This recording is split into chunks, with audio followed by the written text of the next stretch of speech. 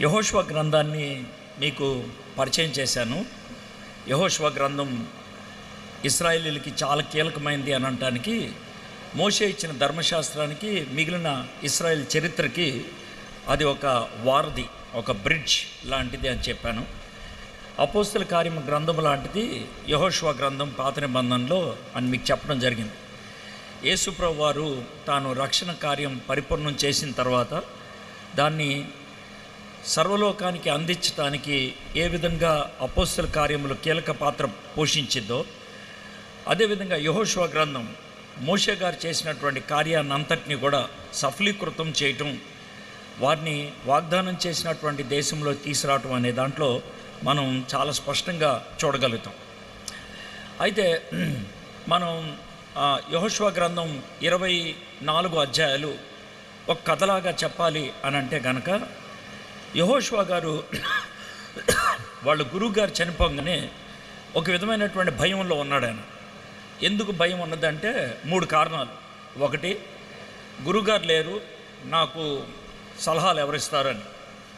రెండో భయం ఏంటనంటే, వీళ్ళు అరణ్యంలో పుట్టిన వాళ్ళు యుద్ధాలు ఎలా చేస్తారు అని. మూడోది, మేము వెళ్ళేటువంటి పట్టణాలు చాలా పటిష్టమైనవి, మేము ఎలా గెలవగలుగుతామని. ఈ మూడింటిని బట్టి తనలో కాస్త భయం ఉంది. ఇప్పుడు దేవుడు తనకి ధైర్యాన్ని ఇవ్వాలి. ఈ ధైర్యాన్ని ఇస్తూ ఒక్కొక్క అనుమానాన్ని నివృత్తి చేయాలి, ఒక్కొక్క భయాన్ని తొలగించాలి. యెహోషువ గారికి నువ్వు కూడా చేయగలవు, నేను నీకు కూడా తోడుగా ఉంటాను అనే అభయం తనకివ్వాలి. అదే మొదటి అధ్యాయంలో చూస్తాం. మీ గురువు గారికి ఎలా తోడుగున్నానో నీకు కూడా అలాగే తోడుగా ఉంటాను. మోషేతో నేనున్నాను, నీతో నేను ఉంటాను. మోషే ఆరంభించిన పనిని నువ్వు కొనసాగించు, మోషే ధర్మశాస్త్రాన్ని నువ్వు అన్వయించుకో నీ జీవితంలో. ఇది మొదటి అధ్యాయం యొక్క సారాంశం. బహుశా యెహోషువ ఆ గ్రంథాలు చదువుతూ ఉంటాడు, సంఖ్యాకాండంకి వచ్చి ఉంటాడు. వాళ్ళ గురువుగారు సంఖ్యాకాండంకి వచ్చేప్పటికీ ఇశ్రాయేలీల్ని 12 మంది వేగుల వారిని పంపించాడు. కాబట్టి ఈయన కూడా అదే పని చేశాడు. కొంతమంది వేగుల వారిని ఆయన ఎరికో పట్టణానికి పంపించాడు. వాళ్ళు యోర్దాను నది దాటి ఎరికో పట్టణానికి వెళ్ళి వాళ్ళు వెనక్కి రావటం అనేది 2వ అధ్యాయంలో చూస్తాం. ఈ 2వ అధ్యాయంలోనే మనకి రాహాబు కనబడుతుంది. ఆమె చాలా గొప్ప విశ్వాసాన్ని చూపించింది యెహోవా దేవుడి మీద. మీ దేవుడు గొప్పవాడు, మీ దేవుడి గురించి నేను విన్నాను, ఖచ్చితంగా మీ దేవుడు గెలుస్తాడు, మీ దేవుడు ఈ పట్టణాన్ని స్వాధీనపరుచుకుంటాడు, కాబట్టి నన్నొక్కదాన్నే మీరు కాపాడండి, మా ఫ్యామిలీని. That is extreme faith. ఆ విశ్వాసం అసలు మామూలు విశ్వాసం కాదు. ఇశ్రాయేలీలు కూడా అలాంటి విశ్వాసాన్ని చూపించలేదు. అద్భుతాలు చూసినటువంటి ఇశ్రాయేలీలు దేవుడు ఈ దేశాన్ని మనకిస్తాడా అని అనుమానించారు. వీళ్ళు అనాకీల్లాగా ఉన్నారు, ఆజానుబాహుల్లాగా ఉన్నారు, నెఫీలీల్లాగా ఉన్నారు, మనల్ని మిడతల్లాగా నలిపేస్తారు అని భయపడ్డారు. కానీ రాహాబ్ అన్నది లేదు, మీరు గెలుస్తారు, మీ దేవుడు గెలిపిస్తాడు, మీ దేవుడు చాలా గొప్పోడు. ఆమె వ్యభిచారి, దాంట్లో అనుమానం లేదు, వేశ్య. అయినప్పటికీ విశ్వాసాన్ని చూపించడాన్ని బట్టి ఆవిడ పేరు జీవ గ్రంథంలోకి ఎక్కింది. గుర్తుపెట్టుకోండి, మనం ఎవరు కూడా పరలోకానికి మంచి పనులు బట్టి వెళ్ళం. ఆవిడ ఏ మంచి చేసింది అని అనొద్దు, ఆవిడ చెడ్డ పనులు చేసింది కదా అనొద్దు. ఆవిడ చెడ్డ పనుల గురించి ఎందుకు మీరు ఎత్తుతున్నారంటే, మీరు ఏమనుకుంటున్నారంటే నేను చాలా మంచివాడిని, మంచిదాన్ని అనుకుంటున్నారు. బహుశా ఆమెకులాగా మీరు వేశ్య కాదేమో, ఆమెకులాగా మీరు వ్యభిచారి కాదేమో. కానీ దేవుని దృష్టిలో ఏ పాపమైనా ఒకటే, ఏ పాపమైనా. మీరు పాపం లేని వాళ్ళు ఏం కాదు కదా. మొదటి విషయం అది. రెండో విషయం, మనం పుణ్యకార్యాలు చేయడం బట్టి పరలోకంకి వెళ్ళలేదు. కాబట్టి మనం గొప్పగా చెప్పుకోవడానికి, ఎవరైనా సరే పరలోకానికి వెళ్ళేది విశ్వాసాన్ని బట్టే. ఎవరైనా సరే పరలోకానికి వెళ్ళేది విశ్వాసాన్ని బట్టే. సిలువ మీద ఉన్నటువంటి దొంగోడైనా, రుజువు చేయబడినటువంటి దొంగోడు, కోర్టు తీర్మానం చేసింది ఇతని దొంగోడు, ఇతన్ని సిలువెక్కించి చంపేయాలని. అలాంటి దొంగడు విశ్వసిస్తే పరలోకానికి చేరాడు, ఆయన పరలోకానికి వెళ్ళగలిగాడు. ఈ మీటింగ్లన్నీ పెట్టేది దాని గురించే, మీరు విశ్వసించండిరా నాయనా అని. విశ్వసిస్తే దేవుడు తన రాజ్యంలో నిన్ను చేర్చుకుంటాడు. రాహాబు ఆ విధంగా విశ్వసించింది, గొప్ప విశ్వాసాన్ని చూపించింది. అందుకనే దేవుడు ఆమెకి చోటు ఇవ్వడమే కాకుండా యేసుక్రీస్తు గారి యొక్క వంశావళిలో రాహాబు గారి పేరు రావడం అనేది జరిగింది. రాహాబు యొక్క వంశావళిలో సల్మాను యొక్క వంశావళిలో బోయజు వంశావళిలో దావీదు, రూతు గారి ద్వారా దావీదు యొక్క వంశావళిలో యేసుప్రభు రావటం అనేది జరిగింది. కాబట్టి మనకి మత్తయి సువార్తలో రాహాబు పేరు కనబడుతుంది. మత్తయి సువార్తలో కనబడినటువంటి 4 స్త్రీలు కూడా ఒక విధంగా కళంకిత స్త్రీలే. అంటే వాళ్ళ యొక్క జీవితంలో బ్యాడ్ బ్యాక్గ్రౌండ్ ఉన్నటువంటి వాళ్ళే. తామారు కావచ్చు, రాహాబు కావచ్చు, బెత్షెబా కావచ్చు, వీళ్ళు రూతు, 4 కూడా బ్యాడ్ బ్యాక్గ్రౌండ్ కలిగినటువంటి స్త్రీలే. కానీ ఆ 4 కూడా యేసుప్రభు వారి యొక్క వంశావళిలోకి తీసుకొని రావటం బట్టి మనకేమర్థం అవుతుందంటే, దేవుడు ఎలాంటి వ్యక్తులనైనా విశ్వాసాన్ని బట్టి ఆయన అంగీకరిస్తాడు, విశ్వాసాన్ని బట్టి ఆయన గొప్ప స్థానాన్ని కూడా ఇవ్వడానికి ఇష్టపడతాడు అనే విషయాన్ని మనం అర్థం చేసుకుంటాం. ఇది 2వ అధ్యాయం. ఈరోజు మనం 3-4 అధ్యాయాలు కవర్ చేస్తాం. 3-4 అధ్యాయాల్లో జరిగింది ఏంటంటే, ఇప్పుడు 2వ అధ్యాయంలో కొంతమంది యోర్దాను నది దాటి అవతలికి వెళ్ళి యెరికో పట్టణాన్ని చూసి దాని గురించి సమాచారాన్ని తెలుసుకొని వెనకొచ్చారు. ఇప్పుడు ఇశ్రాయేలీయులు వెళ్ళాలి. ఎవరికైనా వచ్చేటువంటిది ఏంటంటే, సార్ వాళ్ళు 4 3 2 వెళ్ళారు కదా, మరి మిగిలిన వాళ్ళు వెళ్ళటానికి ఏమైంది, వాళ్ళు వెళ్ళినట్లు వీళ్ళు కూడా వెళ్ళవచ్చు కదా అని. యాక్చువల్గా చెప్పాలంటే యోర్దాను నది ఎవరైనా దాటేయచ్చు. అది మన ఈ కోనసీమ ప్రాంతంలో ఉన్నటువంటి చిన్న పంటకాలం, పెద్దది కూడా కాదు. ఇక్కడ కొన్ని పంటకాలువలు ఉంటాయి, కొంచెం నడుం దాకా లోతు ఉంటాయి. కొన్ని పంటకాలువలు ఉంటే అవి మామూలుగా ఎవరైనా నడుచుకుంటూ దాటి వెళ్ళిపోతూ ఉంటారు. అలాంటి పంటకాలం యోర్దాన్ నది అని పేరు పెట్టారులేండి వాళ్ళు, చాలా పెద్దగా. అయితే సంవత్సరానికి ఒకసారి వరదలు వస్తాయి, పెద్ద వరదలు వస్తాయి. ఆ వరదలు వచ్చినప్పుడు ఈ పంట కాలువ ఏది 6 నుంచి 10 అడుగులు వెడల్పు ఉండేటువంటి ఆ పంట కాలువ 1 కిలోమీటర్ వెడల్పు అయిపోద్ది. 1 కిలోమీటర్ వెడల్పు, చాలా ఉధృతంగా నీళ్ళు వస్తూ ఉంటే అప్పుడు ఎవరైనా దాటడానికి ప్రయత్నం చేస్తే కనుక కొట్టుకొని వెళ్ళిపోవడం కూడా జరుగుద్ది. మీరు అప్పుడప్పుడు వర్షాకాలంలో కొన్ని యాక్సిడెంట్ల గురించి వింటూ ఉంటారు. ఎలా అంటే, మనకి లో బ్రిడ్జ్లు ఉంటాయి. లో బ్రిడ్జ్లు అంటే వాగులు లాంటి ప్రాంతంలో బ్రిడ్జి వేయకుండా రోడ్డునే కొంచెం లోనకి వేస్తూ ఉంటారు, నదిలోంచి వేస్తూ ఉంటారు. నది కూడా కాదులేండి, కాలువలు. అయితే అలాంటి ప్రాంతంలో చెప్ప పెట్టకుండా నీళ్ళు వస్తాయి. మనకి మామూలుగా కాలువల్లో నీళ్ళు అయితే కొంచెం నెమ్మదిగా వచ్చి పెరిగి పెరిగి పెరిగి అలా పెరుగుద్ది. అయితే ఇలాంటి వాగుల్లో నీళ్లు ఎంత వేగంగా ఒక్కసారిగా వచ్చేస్తాయి అంటే ఆ రోడ్డు మీద వెళ్ళేటువంటి కార్లు కొట్టుకెళ్ళిపోతాయి. ఈ విధంగా ఒకసారి ఆలేరు దగ్గర రైలు బండి కొట్టుకెళ్ళిపోయింది. రైలు బండి కొట్టుకొని వెళ్ళిపోయి నదిలో కొట్టుకొని వెళ్ళిపోయింది. ఎందుకంటే అది వాగు మీద నుంచి వెళ్తుంది, నీళ్లు మామూలుగా వస్తాయి కదా అనుకున్నారు, చాలా ఎక్కువ వేగం ఒక్కసారి వచ్చేసింది, కొట్టుకొని వెళ్ళిపోయింది. అమెరికా లాంటి ప్రాంతాల్లో వీటిని ఫ్లాష్ ఫ్లడ్స్ అంటారు. ఈ ఫ్లాష్ ఫ్లడ్స్ గంటల్లో పెరిగిపోతూ ఉంటాయి, గంటల్లో చాలా ఉద్రిక్తంగా ఉంటుంది పరిస్థితి. సో యోర్దాన్ నది ఆ విధమైనటువంటి ఫ్లాష్ ఫ్లడ్స్లోకి వచ్చింది. కాబట్టి ఇప్పుడు ఎవరు ప్రయాణం చేయడానికి లేదు, 4 రోజుల దాకా వాళ్ళు ప్రయాణం చేయడానికి లేదు.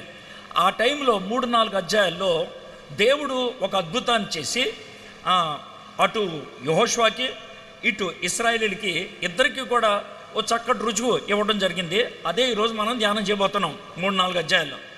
అయితే అవతలకి వెళ్ళిపోయారు. 3వ అధ్యాయంలో ఆయన ఇచ్చినటువంటి ఇన్స్ట్రక్షన్స్, సలహాలు, లేకపోతే ఆయన చేయమన్నటువంటి పనులు. 4వ అధ్యాయంలో ఇంప్లిమెంటేషన్, దాన్ని ఏ విధంగా వాళ్ళు తమ జీవితంలో నెరవేర్చారు అనేది మనం 4వ అధ్యాయంలో చూస్తాం. అవతలకి వెళ్ళిపోయారు. మొత్తం అంతా ఒకసారి కథలాగా చెప్తున్నా. అవతలకి వెళ్ళిపోయారు. 5వ అధ్యాయంలో దేవుడు ఏమంటాడంటే, మరి వీళ్ళంతా కూడా సున్నతి లేని వాళ్ళు కదా, అరణ్యంలో పుట్టినోళ్ళు, లేదా వాళ్ళు ఐగుప్తు దేశం నుంచి బయటకు వచ్చినప్పుడు 20 సంవత్సరాల లోపల కుర్రోళ్ళు కదా, వీళ్ళు నా బిడ్డలు అని తెలియడానికి వీళ్ళందరికీ కూడా సున్నతి చేయించమని అన్నాడు. సో అది చేశారు. 40 రోజులు హీలింగ్ టైం పడుతుంది, జబ్బు వాళ్ళకి గాయం అవుతుంది కదా. సో 40 రోజులు ఆగారు. 40 రోజుల తర్వాత దేవుడు ఏమంటాడంటే, పస్కా పండుగ చేయండి అని అంటారు. పస్కా పండుగ మీరు ఐగుప్తు దేశం బయటకు వదిలినప్పుడు పస్కా పండుగ చేశారు, ఇప్పుడు మళ్ళీ పస్కా పండుగ చేయండి అని అంటారు. పస్కా పండుగ చేశారు. ఆ తర్వాత ఏమంటాడంటే, ఇక మన్నా రావటం ఆగిపోద్ది, ఈ భూమి పంటని మీరు తింటారు, పాలు తేనెలు ప్రవహించు దేశం యొక్క పంటని మీరు తినటం మొదలు పెడతారంటాడు. తినటం మొదలు పెడతారు. ఇప్పుడు యెహోషువ గారికి ఉన్న పని ఒకటే. ఏంటి ఆ పని అంటే 10 పట్టణాల మీద ఆయన యుద్ధాలు చేసి 10 పట్టణాలు గెలుచుకోవటం బట్టి దేశాన్ని స్వాధీనం పరచుకోవటం. సో ఈ విధంగా 6వ అధ్యాయం నుంచి 12వ అధ్యాయం దాకా ఆయన యుద్ధాలు చేసుకుంటూ వెళ్ళాడు. యుద్ధాలు అన్నట్లు గొప్ప గొప్ప కార్యాలు జరిగాయి, అమోఘమైన కార్యాలు. సూర్యచంద్రులు కూడా ఆపేయటం జరిగింది. ఆ విధంగా యుద్ధాలన్నీ 12వ అధ్యాయానికి అయిపోయింది. అన్ని రాజుల మీద ఓటమి వాళ్ళే వచ్చింది, వీళ్ళు గెలిచారు. ఇక 13వ అధ్యాయం నుంచి 22వ అధ్యాయం దాకా గెలుచుకున్నటువంటి ఆ ప్రాంతాన్ని అంతటినీ 12 భాగాలుగా విభజించి దేవుడు చెప్పిన విధంగా 12 గోత్రాలు వాళ్ళకి ఇచ్చేయటం జరిగింది. 23, 24 అధ్యాయాల్లో ఆయన చివరిగా వీడ్కోలు ప్రసంగాన్ని చేసి వాళ్ళ గురువుగారు లాగా ఆయన తర్వాత 110 సంవత్సరాలకి యెహోషువ గారు చనిపోవడం జరిగింది. ఇది 24 అధ్యాయాలు కలిగినటువంటి యెహోషువ గ్రంథం. ఇప్పుడు మనం 3, 4 అధ్యాయాలు మనం చూద్దాం. 3వ అధ్యాయానికి 17 వచనాలు మనకి కనబడతాయి. ఈ 17 వచనాల్లో ఉన్నటువంటి విషయం మనం ప్రాముఖ్యంగా ఏం చూడబోతున్నాం అని అంటే, యోర్దాను నది దగ్గర వీళ్ళు ఉన్నారు. యోర్దాను నది దగ్గర అంటే ఒక విధంగా చెప్పాలంటే వీళ్ళున్న చోటు నుంచి యోర్దాను నది 14 నుంచి 16 కిలోమీటర్ల దూరం ఉంటుంది. 14 నుంచి 16 కిలోమీటర్ల దూరం అంటే వాళ్ళందరూ కూడా ప్రయాణం చేస్తే ఒకరోజు ప్రయాణం అన్నమాట. ఒకరోజు ప్రయాణం అయితే యోర్దాను నది ఒడ్డుకు వచ్చేస్తారు. ఆ తర్వాత యోర్దాను నది దాటాలి. అక్కడ వాళ్ళు ఆగినట్లు మనం చూస్తాం. షిత్తీం అనే ప్రాంతం దగ్గర వాళ్ళు ఆగినట్లు మనం చూస్తాం. షిత్తీము నుంచి ఎరికో పట్టణం 24 కిలోమీటర్లు. 24 కిలోమీటర్లు. యోర్దాను నది 14 నుంచి 16 కిలోమీటర్లు. ఇది వాళ్ళకున్నటువంటి పరిస్థితి. అయితే ఇప్పుడు దేవుడు ఒక కార్యం చేయదలుచుకున్నాడు.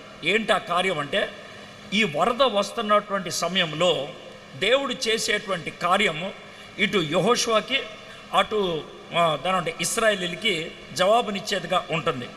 ఈ అధ్యాయంలో 3 భాగాలు మనం చూడగలుగుతాం. 3 భాగాలు మనం చూడగలుగుతాం. ఒకటి, నేను మిమ్మల్ని నడిపిస్తాను. సన్నిధి, ఒక చిన్న మాట గుర్తుపెట్టుకోండి, సన్నిధి, ప్రజెన్స్. నేను మిమ్మల్ని నడిపిస్తాను. రెండోది ఏంటనంటే, నేను వాగ్దానం ఇస్తున్నాను. వాగ్దానం, సన్నిధి, వాగ్దానం. నేను ఒక మాట ఇస్తున్నాను, నేను మీతో ఉంటాను, నేను ఒక మాట ఇస్తున్నాను. మూడోది శక్తి, power. Presence, promise, power. Presence, promise, power. ఈ 3 పదాల మీద ఈ భాగం అంతా కూడా మనకి నడుస్తుంది. మనము వచనాలు చదువుకుంటూ వెళ్ళిపోతూ ఈ 17 వచనాల సారాంశాన్ని మనం గ్రహించడానికి ప్రయత్నం చేద్దాం. యెహోషువ గ్రంథం 3వ అధ్యాయం నేను 1-2 వచనాలు చదువుతున్నాను. యెహోషువ వేకువన లేచినప్పుడు అతడును ఇశ్రాయేలీయులు అందరూ షిత్తీము నుండి బయలుదేరి యోర్దానుకు వచ్చి దాన్ని దాటక మునుపు అక్కడ నిలిచిరి. 3 దినములైన తర్వాత నాయకులు పాళెములో తిరుగుచు జనులకు ఈలాగు ఆజ్ఞాపించిరి. ఇప్పుడు దేవుడు యెహోషువకి డైరెక్షన్స్ ఇచ్చేటువంటి వాడు. మోషే గారికి డైరెక్షన్ ఇచ్చిన విధానం వేరు, యెహోషువ గారికి డైరెక్షన్ ఇచ్చినటువంటి విధానం వేరు. మోషే గారిని నడిపించటానికి దేవుడు ఒక పద్ధతి వాడాడు. ఎందుకంటే 40 ఏళ్ళు నడిపించాలి కాబట్టి. ఏంటి ఆ పద్ధతి అంటే, మేఘం, క్లౌడ్ వాడారు. ఆ మేఘాన్ని బట్టి మోషేని నడిపిస్తూ ఉండేవాడు. మేఘం ఎటు తిరిగితే అటు వీళ్ళు ప్రయాణం చేసేవాళ్ళు. మేఘం కదలకుండా ఆగిపోతే వీళ్ళు అక్కడ నిలిచిపోయేవాళ్ళు. ఇది వాళ్ళు చేసేటువంటి పని. మోషే గారిని ఆ విధంగా నడిపించుకుంటూ ఈ మోయాబీల ప్రాంతమైనటువంటి షిత్తీము దాకా తీసుకొచ్చాడు. ఆ తర్వాత మేఘం గురించి మనం వినం. ఇప్పుడు యెహోషువని నడిపించేది మేఘాన్ని బట్టి కాదు. యెహోషువ గారిని నడిపించేది దేవుడు తనతో మాట్లాడటం బట్టి, దేవుడు తనకి వ్యక్తిగతంగా డైరెక్షన్ ఇవ్వటాన్ని బట్టి. యెహోషువ వేకువన లేచినప్పుడు అతడు ఇశ్రాయేలీయులందరినూ షిత్తీము నుండి బయలుదేరి యోర్దానుకు వచ్చి దాన్ని దాటక ముందుకు అక్కడ నిలిచిరి. పొద్దున్నే దేవుడు తనతో మాట్లాడతాడు అనే విషయం మనకి అర్థమవుతుంది. దేవుడు తనతో మాట్లాడతాడు. నా సన్నిధి నిన్ను నడిపిస్తుంది అని అన్నప్పుడు పొద్దున్నే లేచి మాట్లాడటం అనేది చాలా ప్రాముఖ్యం. ఇప్పుడు దేవుడు యెహోషువని నడిపించాడు అని చరిత్రలో చదువుకున్నాం, బాగుంది. దేవుడు మోషేని నడిపించాడు అని గ్రంథంలో చదువుకున్నాం, బాగుంది. ఇప్పుడు మనకు వచ్చే ప్రశ్న ఏంటంటే, సార్ యెహోషువని దేవుడు నడిపించాడు, మోషేని నడిపించాడు, మరి నా సంగతి ఏంటి అని అంటే దేవుడు ఏమంటాడు తెలుసా? మోషేని మేఘం ద్వారా నడిపించాను, యెహోషువని అప్పుడప్పుడు నేను మాట్లాడి నడిపించాను, కానీ మిమ్మల్ని నడిపించే విధానం చాలా గొప్పది, చాలా ప్రత్యేకమైంది. ఏంటి అది అని అంటే కనుక, నేను ఇప్పుడు వస్తూ ఉన్నప్పుడు ఈ సార్ గారు ఒకటి అడిగారు. ఏంటి అని అంటే, దారిలో ఉన్నప్పుడు లైవ్ లొకేషన్ పెట్టండి నాకు అని అడిగారు. ఈయన అడిగారు లైవ్ లొకేషన్ అంటే మీకు తెలిసిందే, నేను ఎక్కడున్నానో ఆ టైంలో ఏంటో ఇక్కడికి ఈయనకు వస్తుంది, అర్థమైందా? ఇప్పుడు అలాంటి లైవ్ లొకేషన్ మోషేకి లేదు, అలాంటి లైవ్ లొకేషన్ యెహోషువకు లేదు. బైబిల్ మన దగ్గర ఉండటం బట్టి లైవ్ లొకేషన్ ఉంది మనకి. అంటే దేవుడు ప్రతి క్షణం మనల్ని నడిపించగలిగేటువంటి వ్యవస్థ మనకిచ్చాడు. దాన్ని వాడుకోగలం. We can use it. దాన్ని వాడుకోవడానికి అవకాశం ఉంది. అందుకనే బైబిల్లో 119వ కీర్తన వాక్యం గురించి కదా, 119వ కీర్తన వాక్యం గురించి కదా, అంత వాక్యం గురించే. 176 వచనాలు వాక్యం గురించి. అందుట్లో 105వ వచనం ఏముంటుందంటే, నీ వాక్యము నా పాదమునకు దీపము. అంటే మీరు టకటక చెప్పుకుంటూ వెళ్ళిపోతారు, నీ వాక్యము నా పాదమునకు దీపమని. పాదమునకు దీపము అంటే ఎప్పటికి 3000 సంవత్సరాల క్రితం రాసినటువంటి ఆ వచనం. దీపం అని అన్నప్పుడు ఎలాంటి లైట్ల గురించి మాట్లాడలా, టార్చ్ లైట్ గురించి మాట్లాడలా, సర్చ్ లైట్ గురించి మాట్లాడలా. వాళ్ళకి దీపం అని అంటే ఒకటే, నూనె పోసినటువంటి ఒక దీపం. ఆ నూనె పోసినటువంటి దీపాన్ని ఇలా పట్టుకొని నడుచుకుంటూ వెళ్తే అది ఎంత దారి చూపిస్తుంది? అది దారి చూపించేది ఒక అడుగు. నెక్స్ట్ అడుగు ఎక్కడ వేయాలో చూపిస్తుంది, అంతే. ఆ అడుగేసిన తర్వాత ఇంకో అడుగు ముందుకు వెళ్తుంది. నీ వాక్యము నా పాదమునకు దీపం అంటే అడుగునా నువ్వు నడిపించేవాడు. ఎవ్రీ స్టెప్ నువ్వు నన్ను నడిపిస్తావు. మనము ఒకవేళ గూగుల్ మ్యాప్ ఉపయోగించి, అర్థమైందా, ఇక్కడికి సకినేటిపల్లికి మీరు పెట్టుకున్నారు అనుకుందాం. పెట్టుకొని ఈ మల్కీపురం దగ్గరకు వచ్చిన తర్వాత మీకు ఫోన్ ఆగిపోయింది అనుకోండి, ఏం చేయగలరు? తర్వాత ఏం చేయగలరు? ఏం చేయలేరు మీరు, అర్థమైందా? ఫోన్ ఆగిపోతే బ్యాటరీ ఛార్జింగ్ లేదండి అనవచ్చు, అర్థమైందా? ఫోన్ అప్పుడు స్విచ్ ఆఫ్ చేసి నువ్వు పెద్ద తురుంకానా కాడ ఉన్నట్లు ఎక్కడి నుంచి నాకు దారి తెలిసిన అంటే ఏమనాలా? కొంతమంది ఆ టైప్ ఉంటారు, అప్పుడు తిప్పుతూ ఉంటారు, అర్థమైందా? దేవుడు ఏమంటాడంటే, నువ్వు నాతో కనెక్షన్ పెట్టుకుంటే నువ్వు గమ్యం చేరేదాకా ఆ కనెక్షన్ తెగిపోకూడదు. గమ్యం అంటే ఏంటది? మనం చచ్చిపోయి పరలోకంకి వెళ్తాం, అది గమ్యం. అంతేకాని సగినేటిపల్లి రావడం గమ్యం కాదు. ఇది నా గమ్యం కాదు, నా ఇక్కడ ఏమైనా సమాజం చేయరు, అర్థమైందా? ఇది నా గమ్యం కాదు, ఇది నేను ఎక్కడి నుంచి మళ్ళీ వెళ్ళిపోతాను. నా గమ్యం ఎక్కడ ఉంటుంది? ఆయన దగ్గరికి వెళ్ళటం. అక్కడికి వెళ్ళిన తర్వాత ఇంకా జీపీఎస్ అవసరం లేదు మనకి. అక్కడికి వెళ్ళిన తర్వాత కార్లు ఎక్కేలేదు, ఆడికి వెళ్ళిన తర్వాత ఫ్లైట్ ఎక్కలేదు, ఆడికి వెళ్ళిన తర్వాత ట్రైన్ ఎక్కేది, ఆడికి వెళ్ళిన తర్వాత ఒకటే ప్లేస్. ఎప్పుడు దాకా సార్? ఇంకా అనంతకాలం ఒకటే ప్లేస్లో ఉంటాం, అర్థమైందా? అది మన గమ్యం. ఆ గమ్యం చేరేటంత వరకు మనకి దేవుడి యొక్క నడిపింపు అవసరమే. నేను నిన్ను నడిపిస్తాను, అది దేవుడు చెప్పేటువంటి మాట. అయితే దేవుడు మనల్ని ఎలా నడిపిస్తాడు? ఇది మనకు వచ్చేటువంటి ప్రశ్న. దేవుడు మనల్ని నడిపించేది ఎలాగంటే తన వాక్యం ద్వారా అని అన్నప్పుడు, సర్వసాధారణంగా భక్తులు ఎవరైనా సరే చెప్పే మాట ఏంటంటే, ఉదయాన్నే లేచి దేవుని వాక్యం ధ్యానం చేస్తాం అలవాటు ఉన్నటువంటి వాళ్ళకి, ఉదయాన్నే లేచి దేవుని వాక్యం క్రమక్రమంగా దేవుని వాక్యం చదువుకోవడం. అందుకనే పొద్దున్నే లేచి ఇలా దిప్పుతాను, ఏ కాగితం వస్తే అది చదువుతాను అనేది అది నడిపింపు కానే కాదు. ఒక వరుస పద్ధతిలో చదువుకుంటూ వెళ్తాం అంటే నీ ఇష్టం. ఏదైనా ఒక పుస్తకం తీసుకో, యోహాను పత్రిక, యోహాను సువార్త. ఎందుకు సార్ అక్కడ మొదలు పెట్టారంటే సులభతరమైన పుస్తకాలు, ఆరంభానికి ఉపయోగపడేటువంటి పుస్తకాలు. ఆడ మొదలుపెట్టు సార్. ఆదికాండం దగ్గర మొదలు పెట్టద్దా? వద్దు, అది అర్థం కాదు. మీరు కొంచెం బైబిల్ గురించి అవగాహన వచ్చిన తర్వాత అప్పుడు ఆదికాండం దగ్గర రావాలి. అంతేకాని ఆదికాండం దగ్గర మొదలుపెట్టి 3-4 అధ్యాయాలైన తర్వాత ఏం అర్థం కావట్లేదు సార్ అని వదిలేస్తే నేనేం చేయలేను దానికి, అర్థమైందా? కాబట్టి మొదలు పెట్టడానికి యోహాను పత్రిక 5 అధ్యాయాలు 105 వచనాలు, రోజుకు ఒక చిన్న పారాగ్రాఫ్ చదువుకుంటూ వెళ్తే కనుక 1 4 రోజులు పట్టుద్ది నీకు.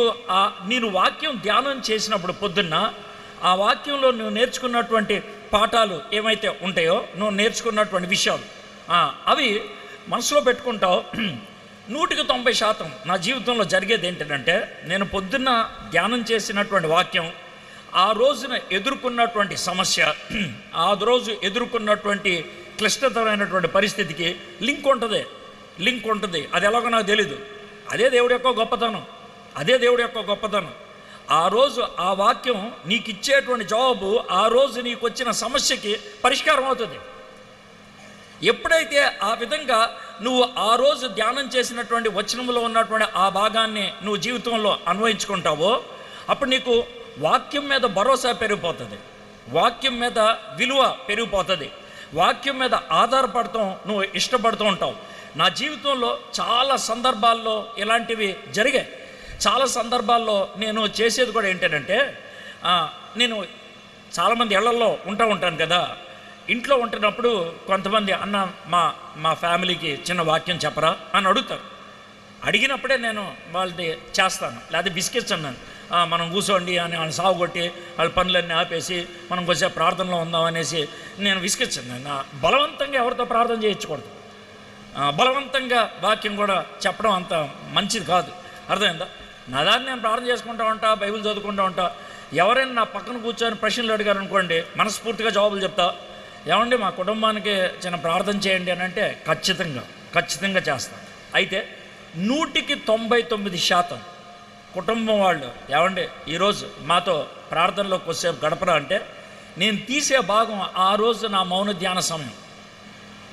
ఎప్పుడైనా సరే అంతే, అది ఏదైనా అవనియండి నాకు అనవసరం, నాకు అనవసరం. దాంట్లోంచే నేను చేస్తాను. నిన్నే జరిగినటువంటి ఒక విషయం చెప్తాను. నిన్న నాకు అమెరికా నుంచి ఒక ఆయన మెసేజ్ ఇచ్చాడు. ఏమనిచ్చాడంటే, అన్న నువ్వు పోయినసారి మా ఇంట్లో ఉన్నప్పుడు ఈ వాక్యం చెప్పావు, ఆ వాక్యం ఆ రోజు నాకు చాలా ఆదరణ ఇచ్చింది, దాని జవాబు ఈరోజు నేను పొందాను, కాబట్టి నీకు మెసేజ్ ఇస్తున్నానని. ఇంతకీ జరిగింది అని చెప్తాను. ఎవడు కూడా ఏ కుటుంబం అయినా భార్యాభర్తలో పాప ఉన్నటువంటి ఇంట్లో ఈ వాక్యం తీసుకోడు. కానీ ఆ రోజు నాకు వచ్చిన వాక్యం అదే, దాన్ని నేను తీసుకున్నా. ఏంటి ఆ వాక్యం అని అంటే కనుక, బాప్తిస్మిచ్చి యోహాను శిష్యులు యేసుప్రభు దగ్గర కొంతమంది పనులను పంపించి, అయ్యా రాబోయే మెస్సేయు నువ్వేనా, అది నేను ఆ రోజు ధ్యానం చేసిన వాక్య భాగం. రాబోయే మెస్సేయు నువ్వేనా అనే వాక్యాన్ని ధ్యానం చేసుకున్నా. నాకున్న అలవాటు ఏంటంటే, వాక్యాన్ని ధ్యానం చేసుకున్నప్పుడు నా తలంపులు ఏమైనా వస్తే కనుక నేను టైప్ చేసుకొని పెట్టుకుంటాం, అది ఇప్పుడు కాబట్టి ఎప్పుడైనా ఉపయోగపడుతుంది అనేసి.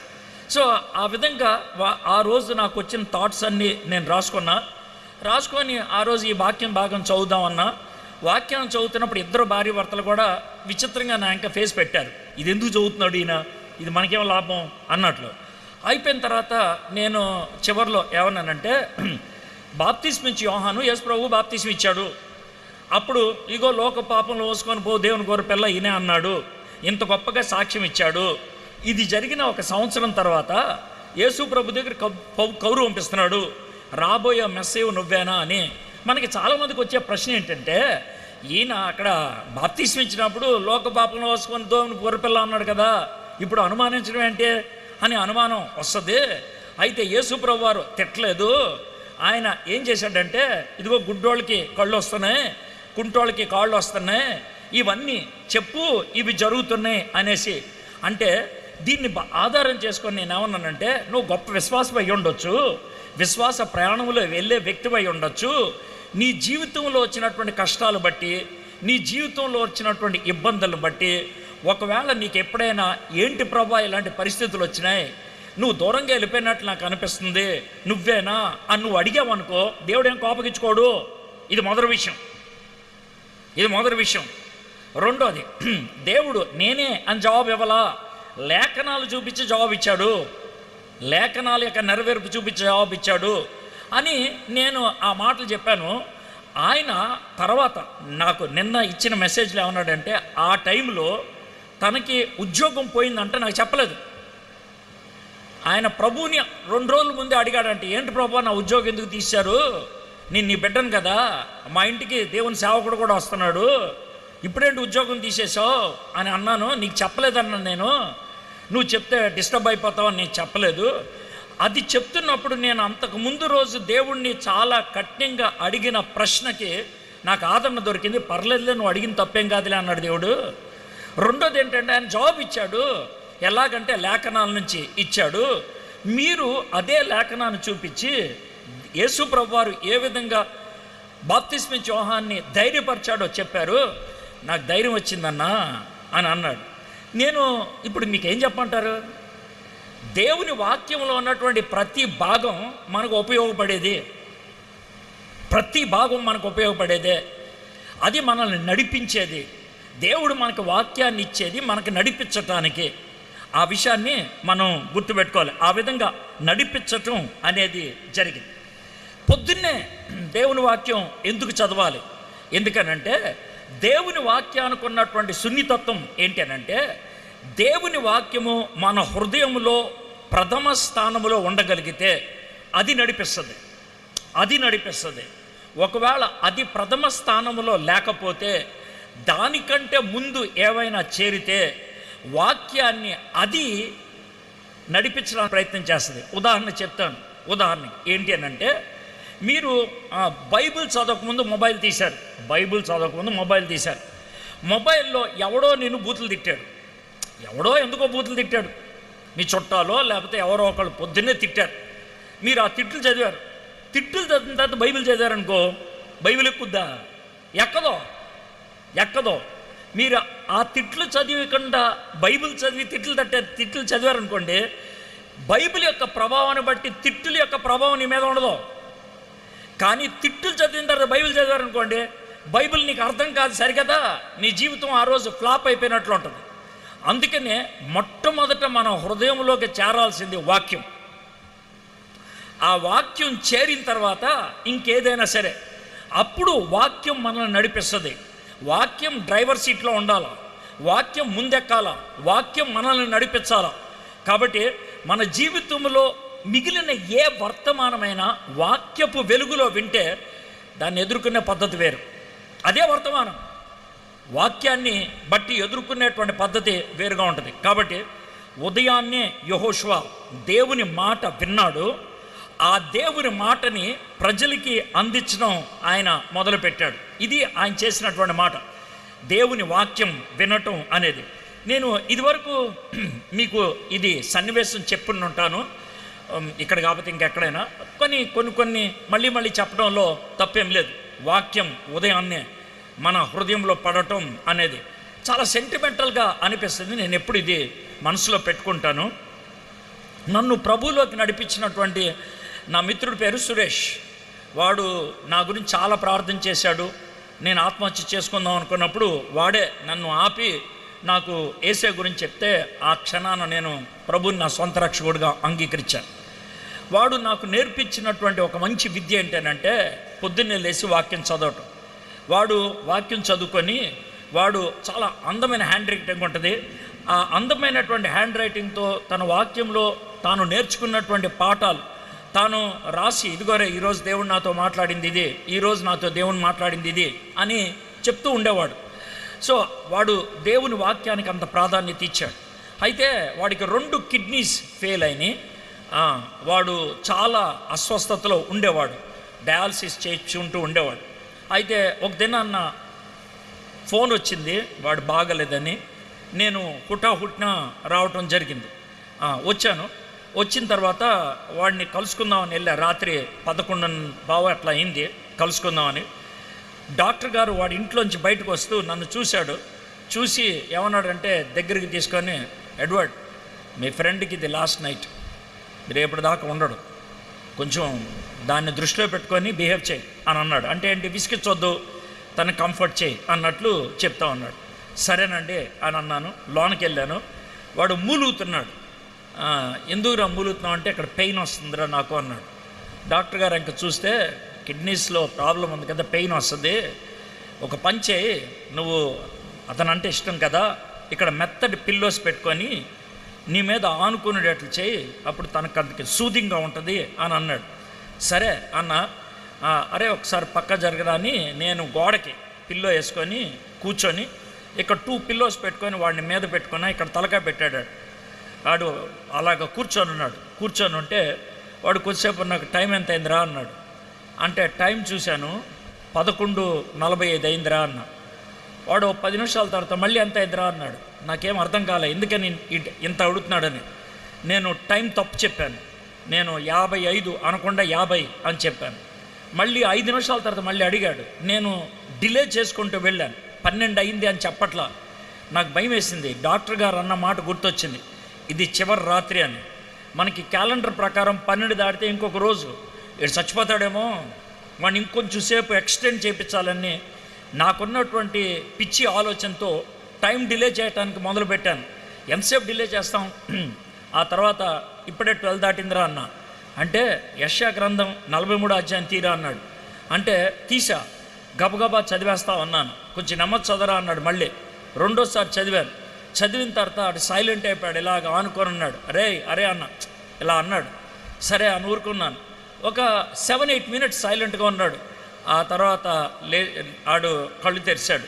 ఏంట్రా అని అంటే వాడు అన్నటువంటి మాట ఏంటంటే, నేను ప్రభువుని తెలుసుకున్న కొన్ని రోజులకి ప్రభు వారితో ఒక నిర్ధారణ చేసుకున్నాను రా అన్నాడు. ఏంటనంటే, ప్రభా ఉదయాన్నే ప్రతిరోజు ఉదయాన్నే మొట్టమొదటి పని ఏంటంటే నీ వాక్యం చదువుతాను.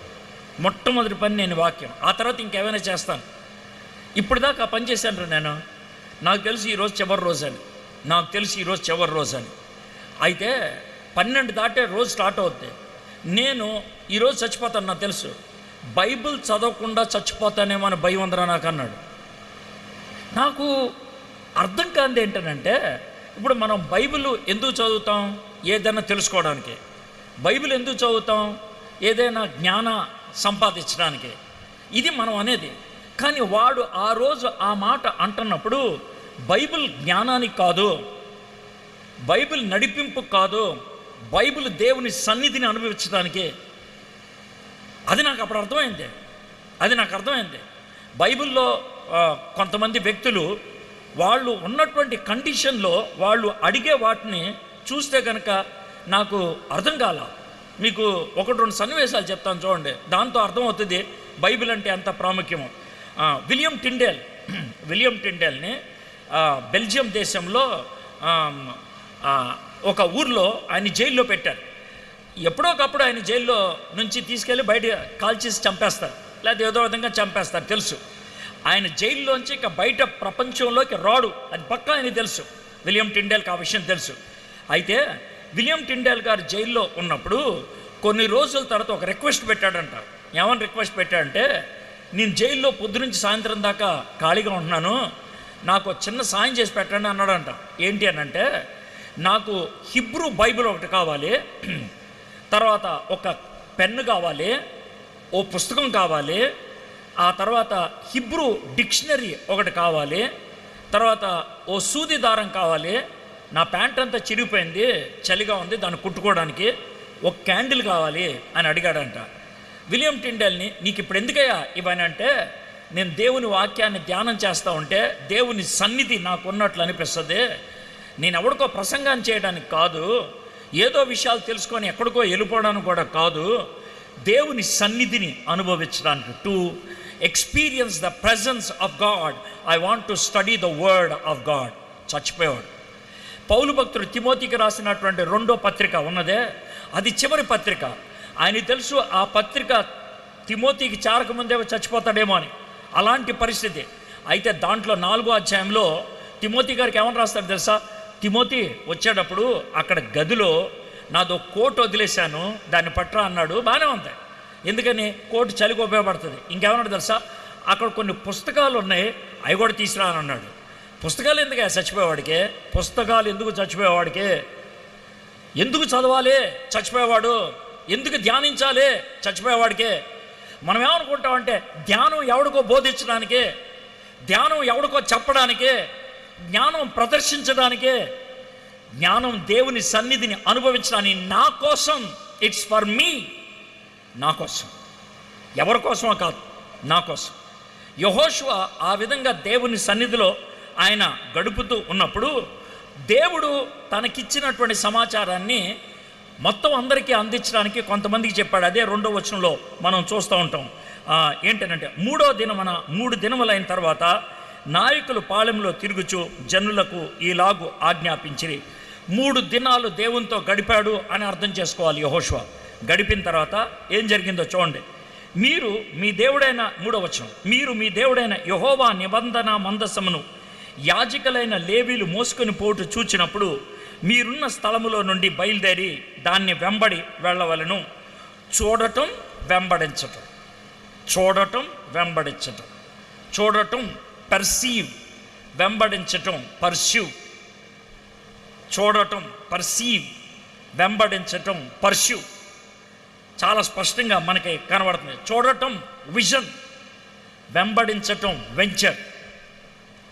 Vision, venture, pursue, perceive, pursue.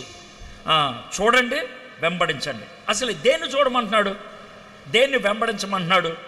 నిబంధన మందసాన్ని. నిబంధన మందసం గురించి మీకు చెప్పాలి.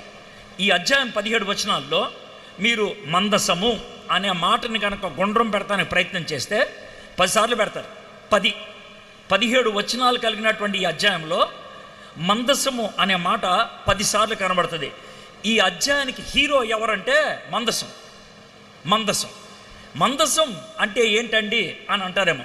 మందసం అంటే ఇప్పుడు ఆ స్పీకర్ బాక్స్ ఉంది కదా, బ్లాక్ బాక్స్, ఆ బాక్స్ అంత ఉంటుంది, చెక్క పెట్టి స్పీకర్ బాక్స్ కింద అడ్డంగా ఉంది, ఆ బాక్స్ అంత ఉంటుంది. అర్థమైందా? సో ఆ డబ్బా ఇమాజిన్ చేయండి, అది చెక్క పెట్టి. అది ఏ చెక్కతో తయారు చేస్తారంటే అరణ్యములో దొరికేటువంటి నల్ల తుమ్మ చెక్క.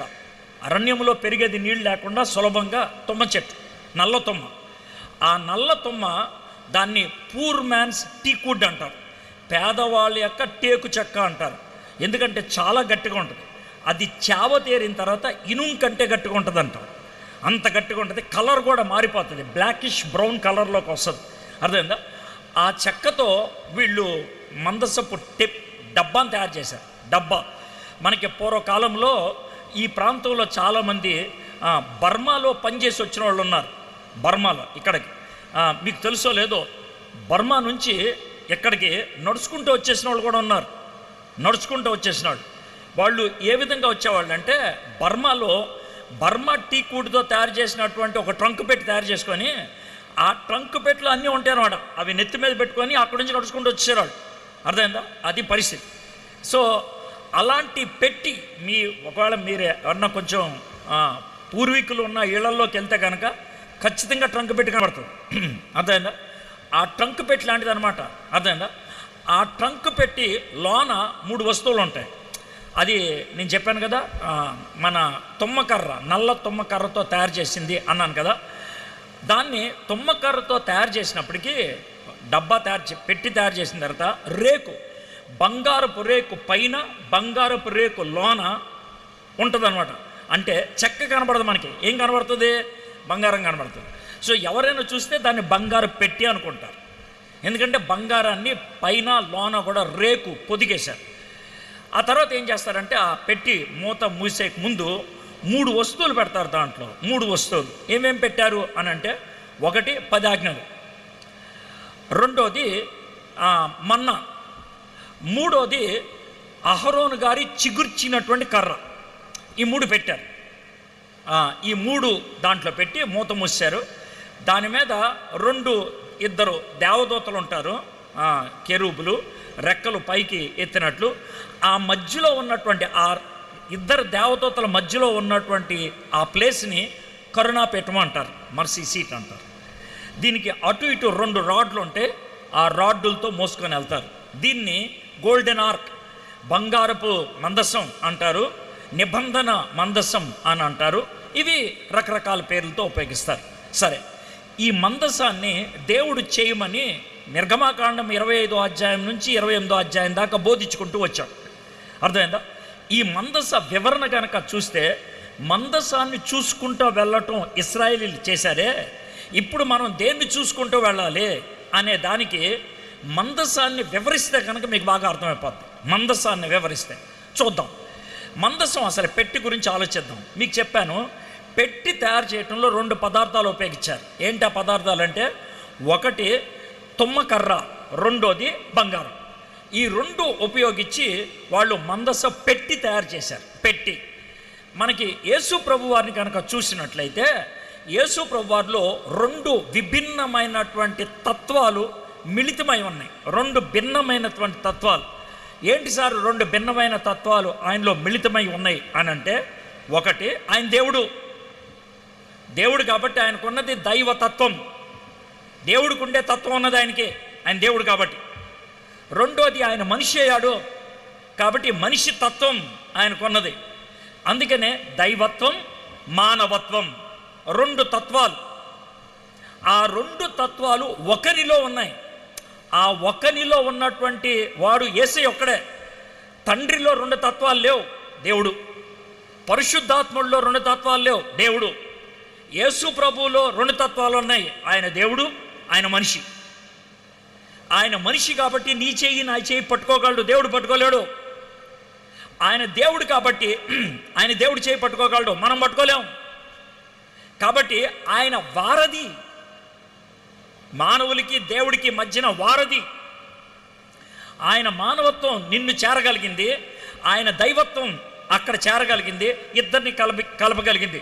కాబట్టి ఆ పెట్టిలో బంగారం దైవత్వానికి సూచన అయితే, తుమ్మకర్ర మానవత్వానికి సూచన.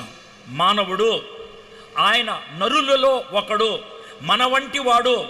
అన్ని విధాలుగా మనవలే ఆయన శోధింపబడ్డాడు, అన్ని విధాలుగా మనవలే శోధింపబడ్డాడు. కానీ ఆయన పాపం చేయలేదు. మానవతత్వం కలిగిన వాడు, కానీ పాపం ఎరుగనటువంటి వాడు. పాపం గురించి బాగా తెలుసు ఆయనకి. ఎందుకనంటే పాపం ఎలాంటి ఒత్తిడి కలిగిస్తుందో, శోధన ఎలాంటి ఒత్తిడి కలిగిస్తుందో ఆయన తెలుసు. ఆ శోధన ఆయన ఎదుర్కొన్నాడు, కానీ పాపం చేయలేదు. ఆయన పాపం చేయలేదు. కాబట్టి ఆ పెట్టి యేసు ప్రభుకి సాదృశ్యం, యేసు ప్రభుని చూపిస్తుంది. ఇది నా సొంత మర్మమేం కాదు, ప్లీజ్. ఎవండి భలే మర్మం చెప్పారండి అనొద్దు. ఇది నా సొంత మర్మమేం కాదు, బైబిలే చెప్తుంది అది మర్మం అని. అది వివరణ.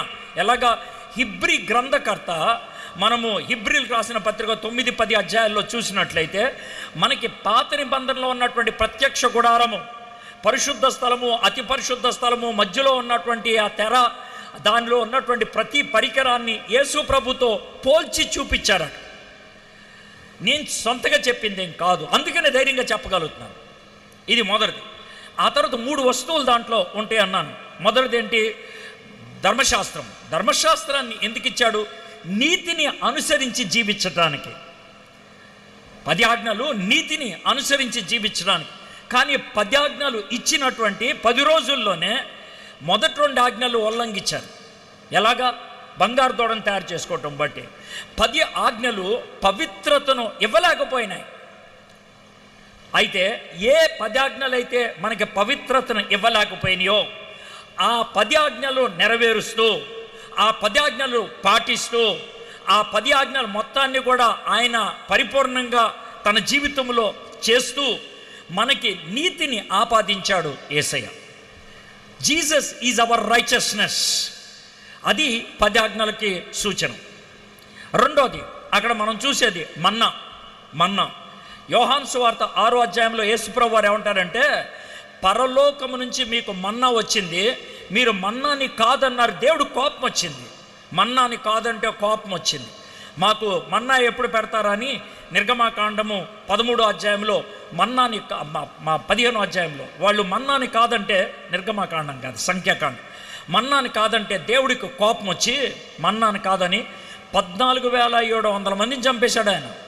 14,700 మందిని చంపాడు కోపం వచ్చి.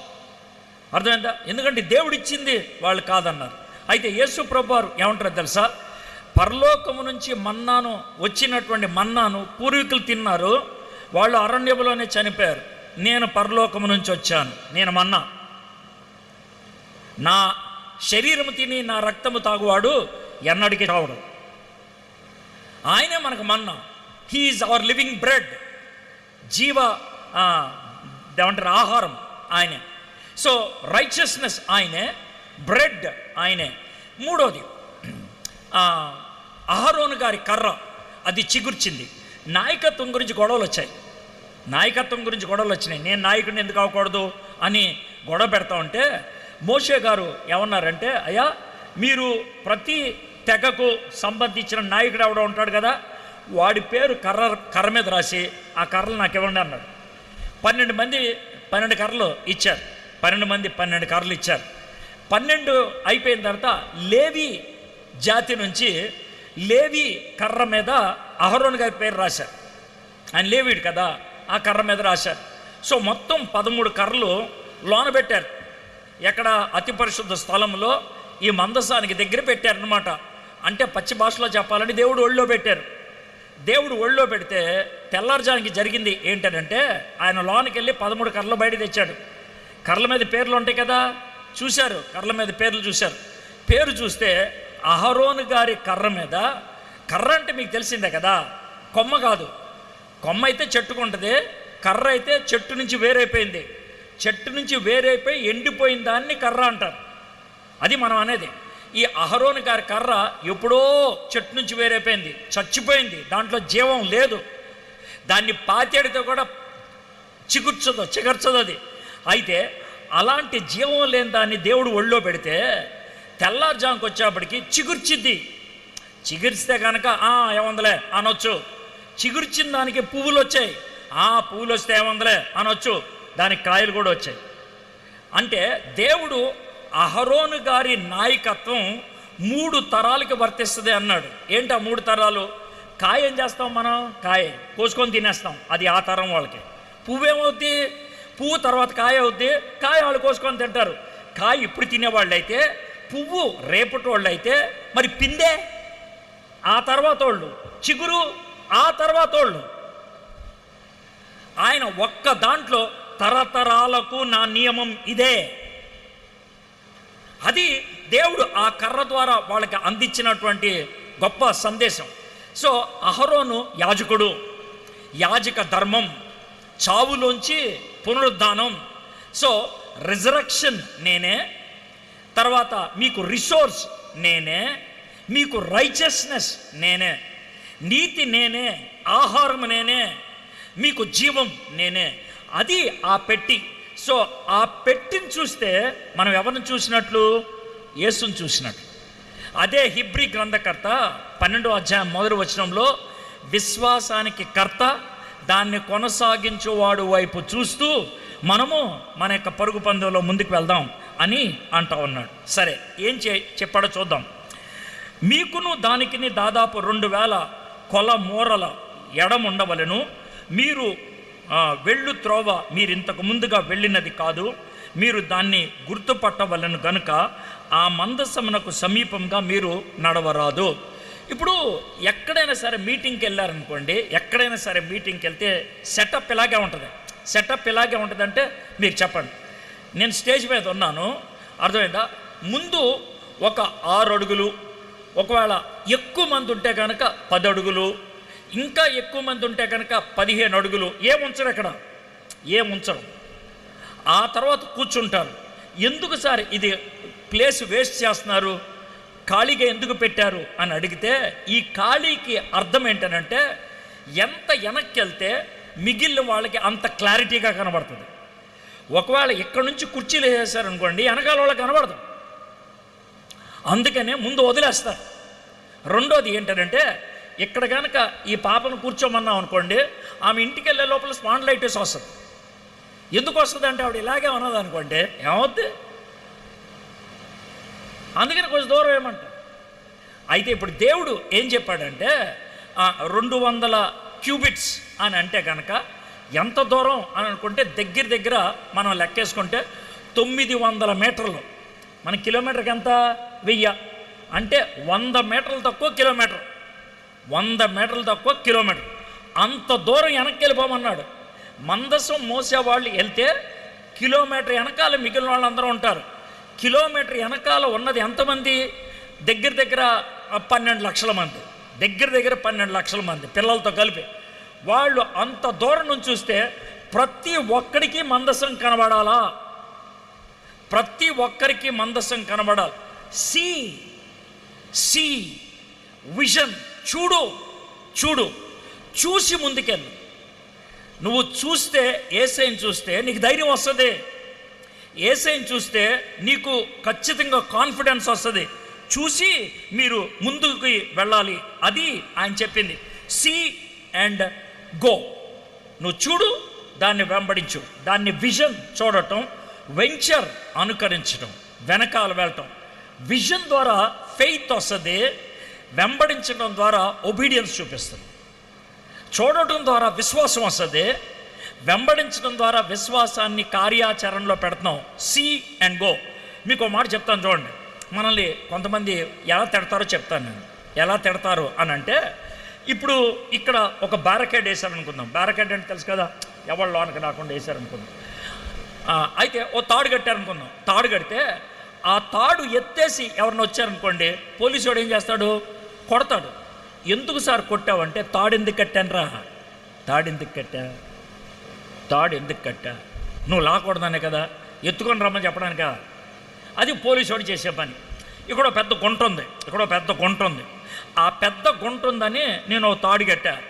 నువ్వు ఆ తాడు చూసుకోకుండా వచ్చి గుంటలో పడితే కనుక నిన్ను ప్రజలు ఏమంటారు? ప్రజలు నిన్ను తిట్టే తిట్టు కావాలి నాకు. ఏమని తిడతారు తెలుసా? కళ్ళు కదా. మీకు అర్థమైందా? కళ్ళు కనబడట్లేదరా అంటే అర్థం ఏంటి తెలుసా? దాంట్లో ఉన్నటువంటి బోల్డ్ అంతరార్థం ఏంటో మీకు చెప్తాను. నీకు తాడు ఉందని తెలుసు, తాడుని కంటితో చూశావు, నీ కళ్ళు ఏమనక చూశావు, అయినప్పటికీ ముందుకు దూసుకొచ్చేసావు, గుంటలో పడ్డావు. అంటే అర్థం ఏంటనంటే, చూసిన దానికి అనుగుణంగా ప్రవర్తించరా. అర్థమైందా? చూసిన దానికి అనుగుణంగా ప్రవర్తించరా. ఏంటి సార్ దీన్ని ఎంత పొడుగు ఎందుకు సాగతీస్తున్నారు సార్ అంటే, దానికి ఒక ఉన్న విషయం. ఆ తర్వాత మిమ్మల్ని ఇరికిస్తాను చూడండి భయంకరంగా. మీరు బయటికి రాలేకుండా కిటకిట కొట్టుకునే పరిస్థితి చెప్తాను. ఏంటనంటే, తాడు చూసావా? చూసా. తాడు ఎందుకు ఉందో తెలుసు. మరి ఎందుకు వచ్చావు? ఎందుకు గుంటలోకి వచ్చి పడ్డావు? ఆ విధంగా గుంటలోకి వచ్చి పడ్డావంటే నువ్వు చూసి లాభం లేదు, తెలుసుకొని లాభం లేదు. ఇది మీకు అర్థమైంది కదా? బోర్డు ఒకటి ఉంటుంది, ఏమని? మరమ్మతులో ఉంది, సైడ్కి వెళ్ళండి అని. నువ్వేం చేయాలా? సైడ్కి వెళ్ళకుండా కారు వేసుకొని తిన్నకు వస్తే పని చేసేవాళ్ళు ఏమంటుందా? సార్ ఎందుకు వచ్చారు సార్? ఎందుకని రావడం? రోడ్డు కదరా సార్, అక్కడ బోర్డు పెట్టాం కదా. పెట్టానులే, చదివాను. మరి బోర్డు చదివితే ఎందుకు వచ్చావు సార్ ఇక్కడికి?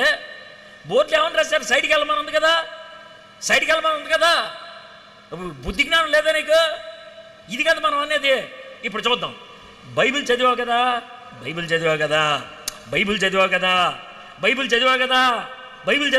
ఎందుకు సార్ 2 సార్లు అంటే విసిగిస్తా నిన్ను? విసిగిస్తానా? నేను విసిగిస్తా. బైబిల్ చదివితే చదివినట్లు చేయాలి. చదివినట్లు చేయకపోతే చదివిన దానికి అర్థం ఉందా? బోర్డులో సైడ్కి తిరగమని ఉంది, తిరగకుండా తిన్నకొస్తే చదివినట్ల. తాడు అడ్డంగా ఉంది, చూడకుండా వచ్చి గుంట్లో పడినట్లయితే తాడును చూసినట్ల. If there is no venture, vision has no meaning. నువ్వు లోబడకపోతే చూసిన దానికి అర్థం లేదు. విధేయత చూపించకపోతే విశ్వాసానికి అర్థం లేదు. నువ్వు చూశావు, దాన్ని పాటించు. కాబట్టి ముందు ఈ మందసం వెళ్తుంది. మందసాన్ని అందరూ చూడాలి.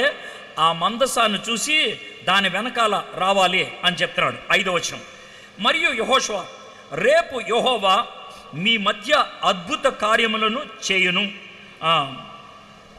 గనుక మిమ్మును మీరు పరిశుద్ధపరచుకొనుడని జనులకు ఆజ్ఞ ఇచ్చెను. మీరు నిబంధన మందసమును ఎత్తుకొని ప్రజల ముందర నడువుడని ప్రజలకు అతడు సెలవీయక వారు నిబంధన మందసము ఎత్తుకొని ప్రజల ముందర నడిచిరి. మొదటిది పర్సీవ్, చూడు. రెండోది పర్స్యూ, వెంబడించు. మూడోది ఏమన్నాడు తెలుసా? రేపు దేవుడు మీ మధ్యకి రానై ఉన్నాడు కాబట్టి మీరు పరిశుద్ధపరచుకోండి. మనలో చాలామందికి పరిశుద్ధత అంటే ఉండేటువంటి పదం ఎక్కువగా నెగిటివ్ కాంటెక్స్లో ఉంటుంది. పాపం చేయకుండా ఉంటే పరిశుద్ధులం, అబద్ధం ఆడకుండా ఉంటే పరిశుద్ధులం, సినిమా చూడకుండా ఉంటే పరిశుద్ధులం, వ్యభిచారం చేయకుండా ఉంటే పరిశుద్ధులం. ఇది మనకు ఉండేటువంటి డెఫినిషన్. కానీ ఇక్కడ పరిశుద్ధంగా అన్నప్పుడు ఇది మానేయండి, అది చెయ్యొద్దు అని చెప్పట్లా. మీ లైఫ్ని సెట్ అపార్ట్ చేసుకోండి.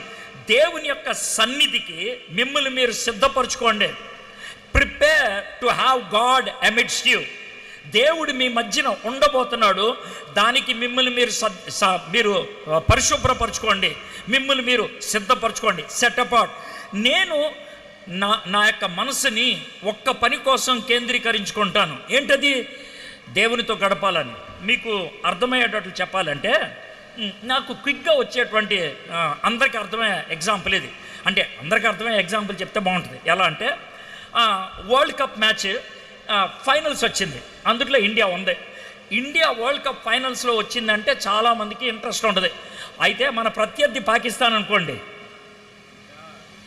ఏంటి సార్ అరుస్తున్నారు సార్, మీకు వినపడిందో లేదు? ఇంట్రెస్ట్ ఉంటుంది.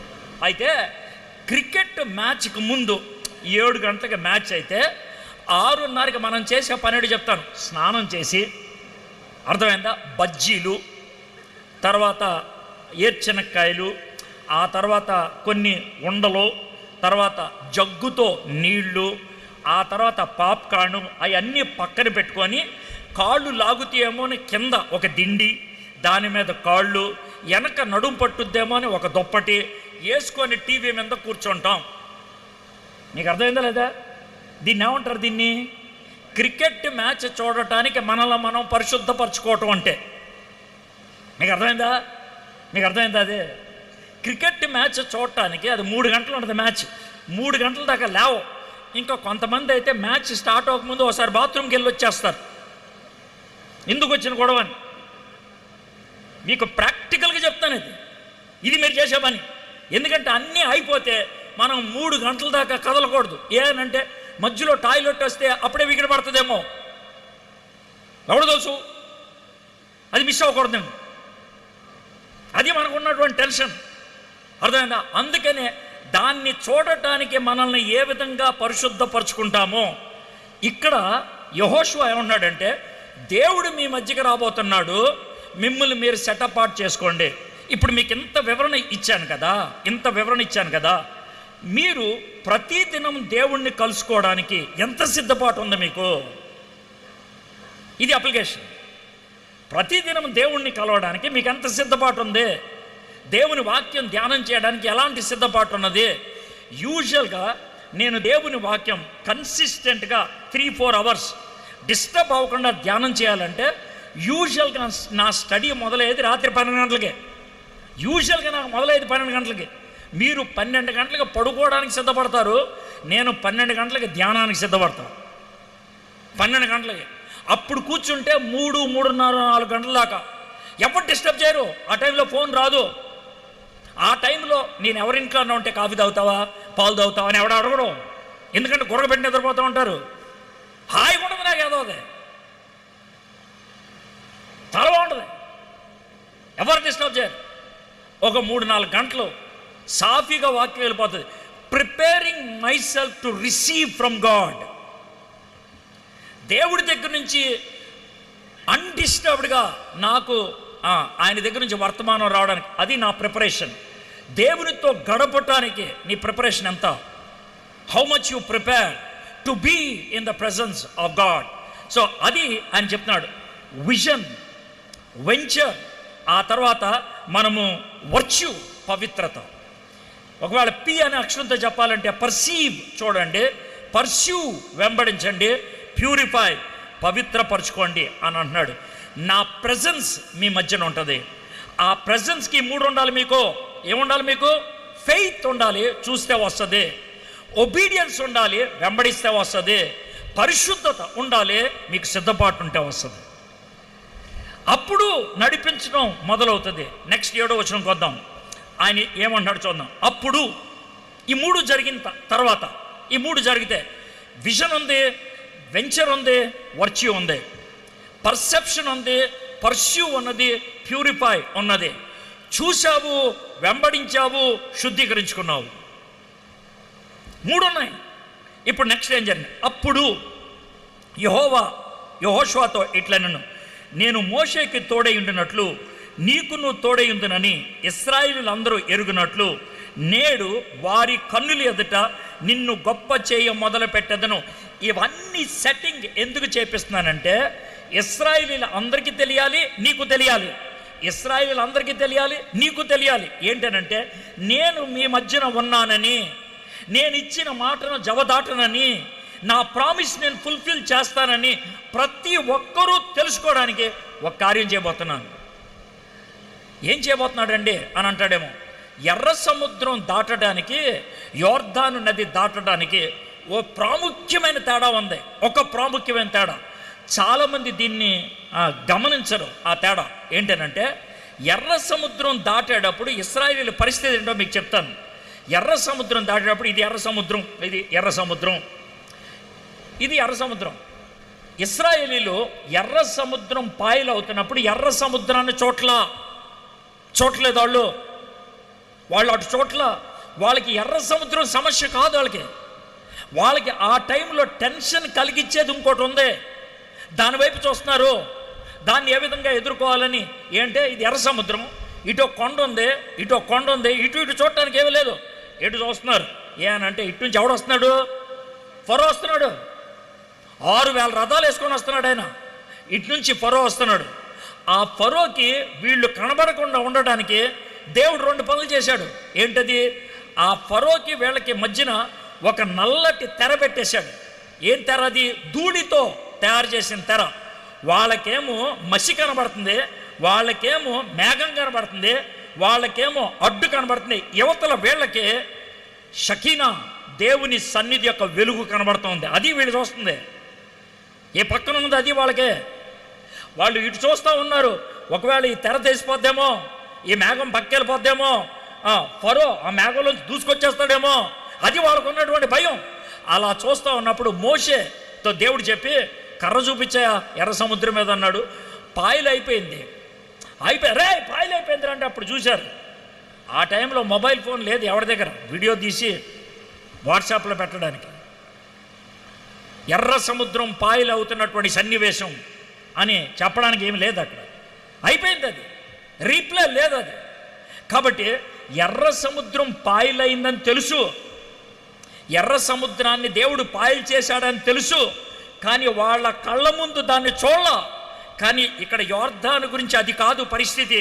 దేవుడు క్లియర్గా చెప్పింది ఏంటంటే, అయ్యా 1 కిలోమీటర్ వెనకాలండి, అందరూ చూడండి. ఏం చూస్తారు?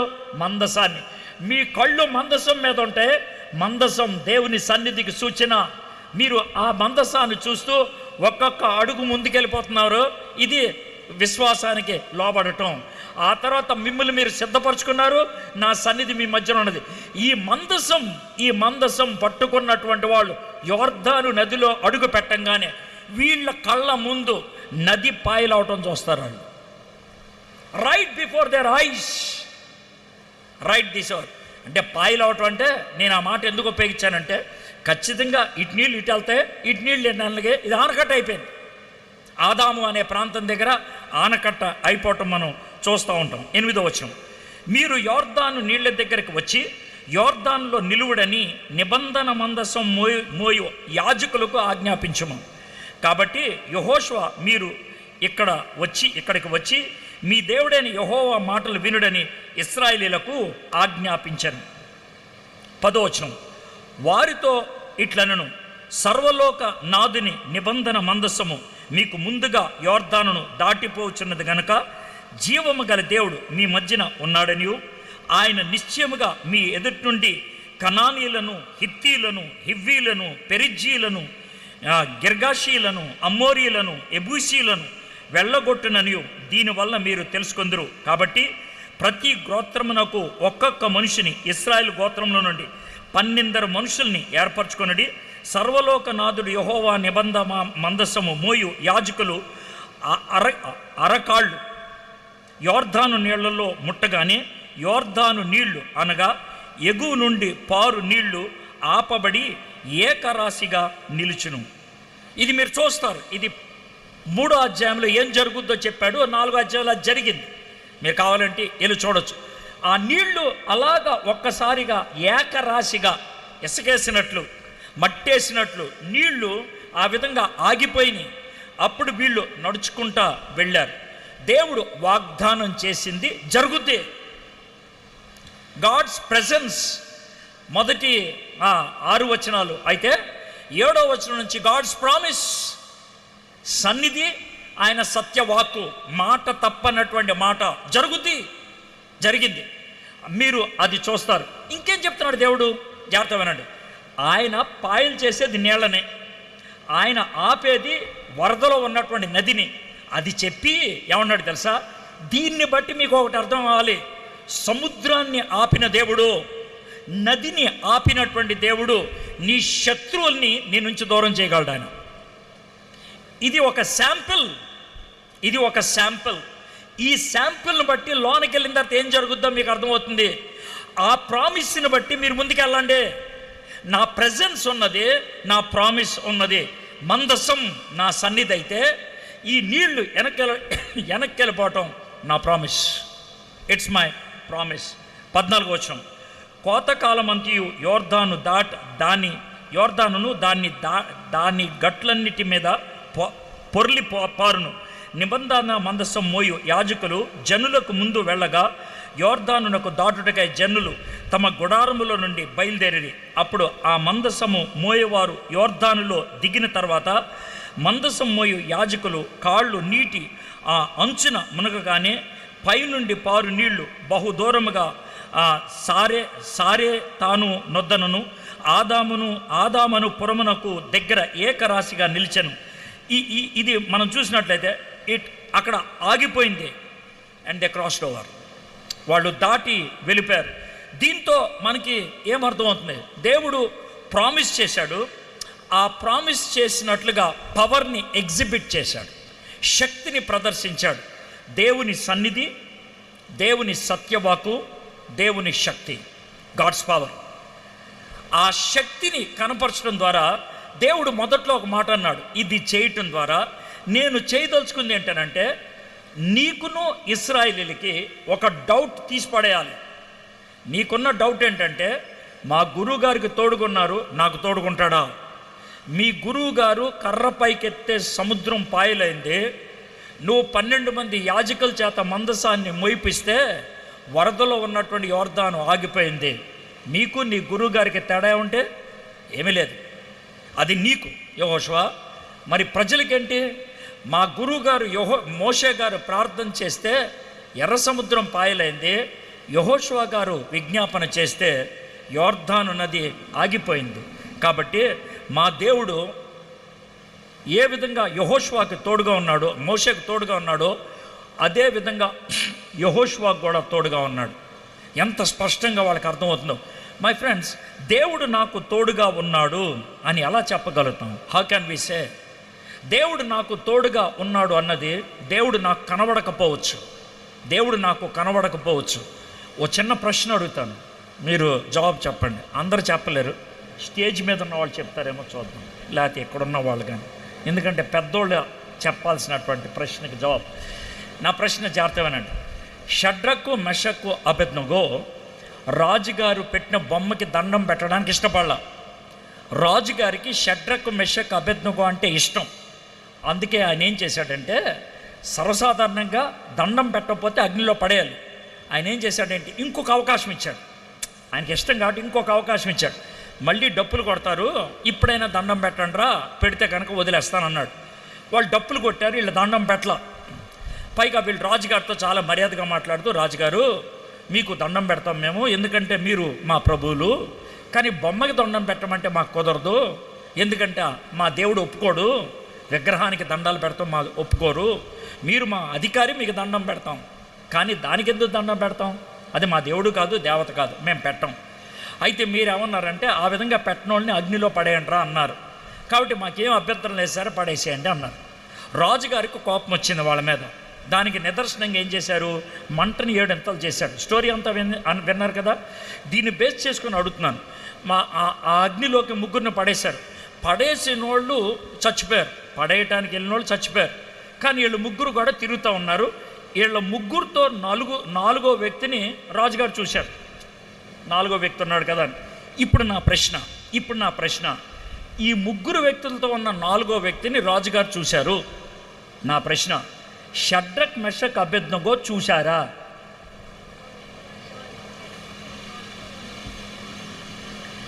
వీళ్ళు చూడలేదు అంటున్నారు. తెల్ల బట్టలు వేసుకున్న మీరేమంటారు చెప్పండి? వీళ్ళంతా రంగురంగు చీరలు వేసుకున్న వాళ్ళు చూడలేదు అంటున్నారు. తెల్ల బట్టలు వేసుకున్న వాళ్ళు ఏమంటారు? చూసారా? చూడలేదు. చూడలేదు. అయ్యగారు మీరు ప్రెసిడెంట్ అని నిన్నే విన్నాను. నీ మాటే అందరి మాట. ఎందుకు చూడలేదా?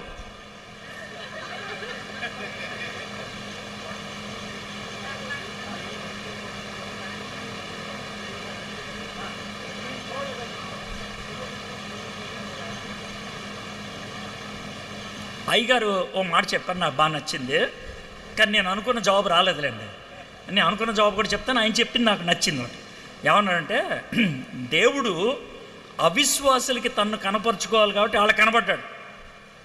వీళ్ళ విశ్వాసాలు కదా, వీళ్ళు కనబడాల్సింది ఏముంది అన్నారు. బాగుంది, పాయింట్ బాగుంది, సూపర్ పాయింట్, అర్థమైందా? అయితే వాళ్ళు చూడలేదు అంటానికి రుజువు ఏంటో నాకు కనబడలా. ఎందుకు కనబడలేదో చెప్పారు. కనబడలేదు అంటానికి రుజువు ఏమన్నా ఉందా? మీరు ఎందుకు అనుకుంటారు? రంగు బట్టల అమ్మాయిలు అది చూడలేదని ఎందుకు అనుకుంటారు? అదే సేమ్ మాట, మీ ప్రెసిడెంట్ గారి మాటే మేము మాట. సరే మీరు ఏమని చెప్తారా? వెరీ క్లోజ్ కాబట్టి కనబడరా అంటే నేను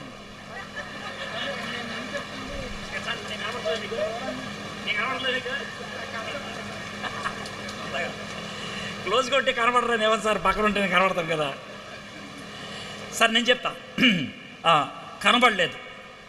అయితే ఈ జవాబు నాదేం కాదు సార్, నాదే కాదు. నేనే పెద్ద ఏదో తెలియదు అట్లా ఉపయోగిస్తున్నాను అనుకోద్దు. గార్డెన్ వెన్హామ్ గారి దగ్గర నుంచి తీసుకున్నాను. నాకు కూడా తర్జన ఎందుకు కనబడలేదా అని అనిపించింది. గార్డెన్ వెన్హామ్ గారు ఇచ్చినటువంటి జవాబు నాకు బాగా నచ్చింది. ఏమన్నారంటే, ఈ ముగ్గురు లేరా, షడ్రక్ మెషక్ అబేద్నెగో, నిష్ట కలిగినటువంటి యూదులు, బాగా నిష్ట కలిగినటువంటి యూదులు. ఎంత నిష్ట కలిగినటువంటి యూదులు అంటే, ఒకవేళ వాళ్ళకి దేవుడు కనబడితే వాళ్ళు చేసేటువంటి 2 పనులు ఏంటి తెలుసా? ఏ యూదుడైనా చేసే పని ఏంటంటే, మొదట మొహం కప్పుకుంటాడు. ఎందుకని? యూదుడికున్న భయం ఏంటి? దేవుడిని చూస్తే ఏమవుతాడు? చచ్చిపోతాడు. సో నేను దేవుణ్ణి చూస్తున్నాను అనే స్పర్శలోకి వస్తే, ఊహలోకి వస్తే, మొట్టమొదటి చేసేది కళ్ళు కప్పుకుంటాడు. రెండోది నుంచో సాష్టాంగం పడిపోతాడు. నుంచోని ఉండలేడు. దేవుడు ఉన్నాడంటే నుంచోని ఉండలేడు, సాష్టాంగం పడిపోతాడు. అయితే వీళ్ళ ముగ్గురు తిరుగుతూ కనబడ్డారు అని అంటే స్పష్టంగా చెప్పగలిగేది ఏంటంటే, వాళ్ళ ముగ్గురికి దేవుడు కనబడలా. మరి దేవుడు ఎవరికి కనబడ్డాడు? బయట వాళ్ళకి కనబడ్డారు.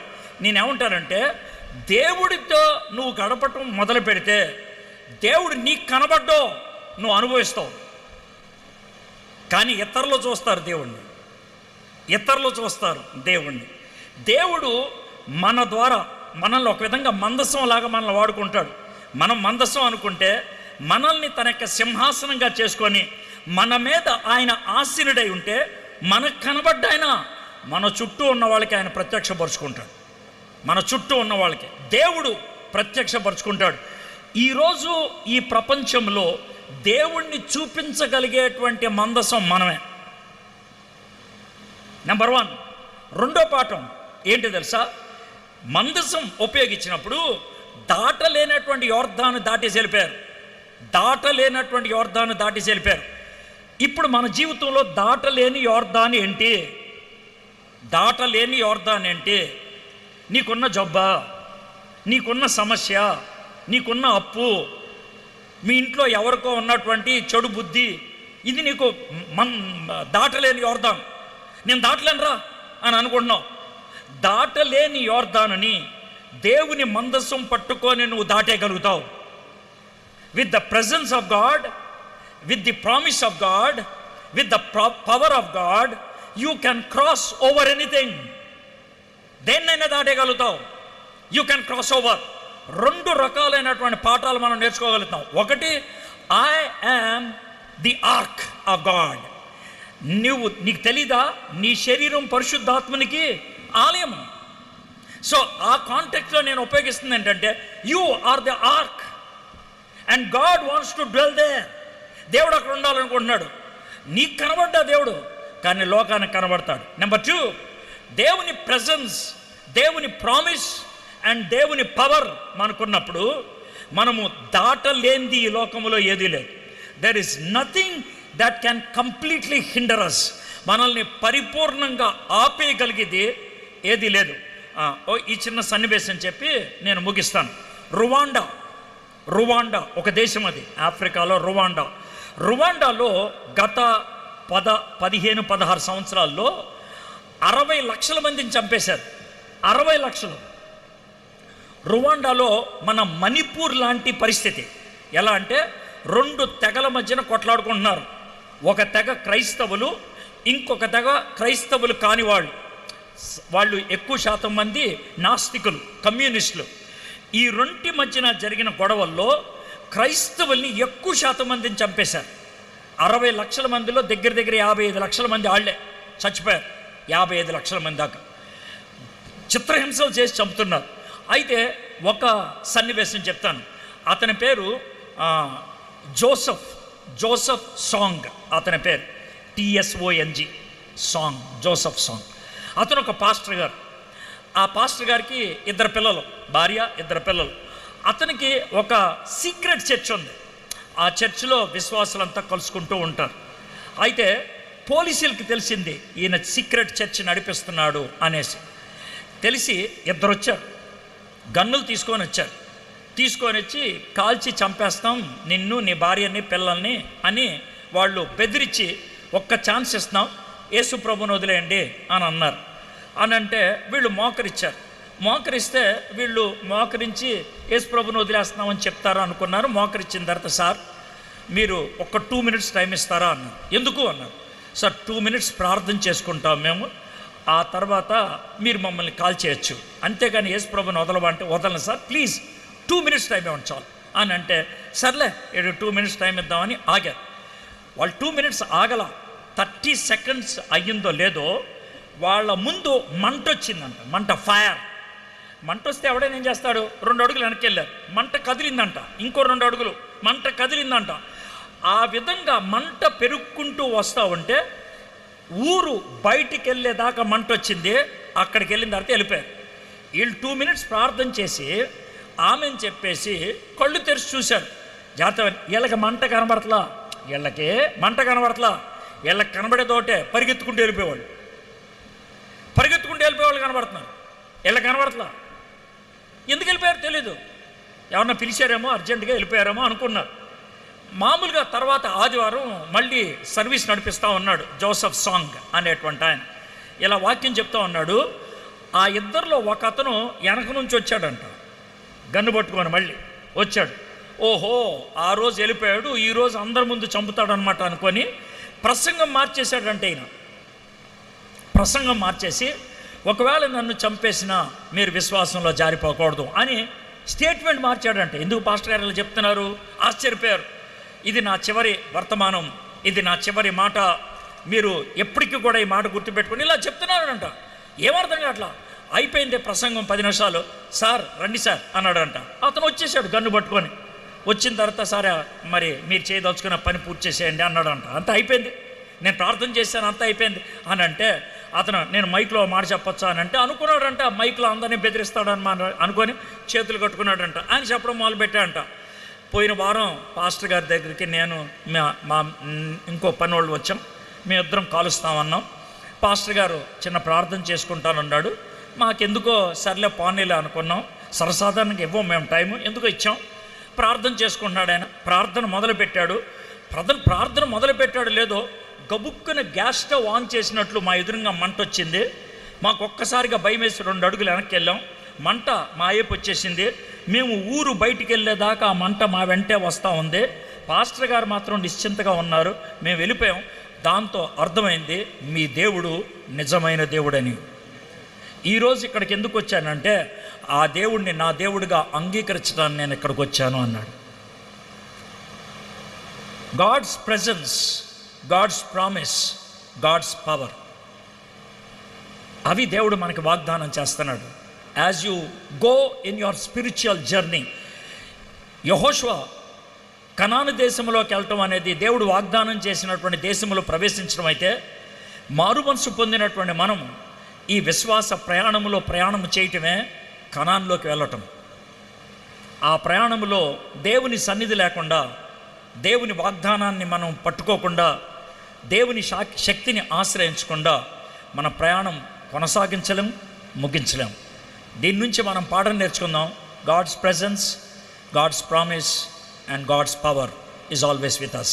ప్రార్థన చేసుకుందాం. మా దేవా, మా ప్రభా, యెహోషువ గ్రంథంలో నాయన ఒక 3 అధ్యాయం, 1వ అధ్యాయం, 3వ అధ్యాయం, 4వ అధ్యాయం ప్రయాణం మొదలవటం, ఆదిలో వచ్చేటువంటి అనుమానాలు, ఆదిలో వచ్చేటువంటి భయాలు, ఆ భయాల్ని నివృత్తి చేయడానికి మీరు చేసేటువంటి ప్రయత్నాలు, వీటన్నిటిని బట్టి మీకు వందనాలు. మేము కూడా ప్రభా మా యొక్క విశ్వాస ప్రయాణంలో కొనసాగాలి. ఈ విశ్వాస ప్రయాణంలో మాకు కూడా పోరాటాలు ఉంటాయి. పోరాటాల మధ్యన నీ సన్నిధి ఉంటుంది, పోరాటాల మధ్యన నీ వాగ్దానాలు ఉంటాయి, పోరాటాల మధ్యన నీ శక్తిని మేము ప్రదర్శించడానికి మాకు అవకాశాలు ఉన్నాయి. వాటిని మేము మా జీవితంలో అనుభవించాలి, ఇతరులకు నిన్ను కనపరిచే వారంగా ఉండాలి. ఆ విధంగా ఉండగలుగుటకు మాకు సహాయం చేయమని యేసు నామములో ప్రార్థన చేయుచున్నాం తండ్రి. ఆమేన్.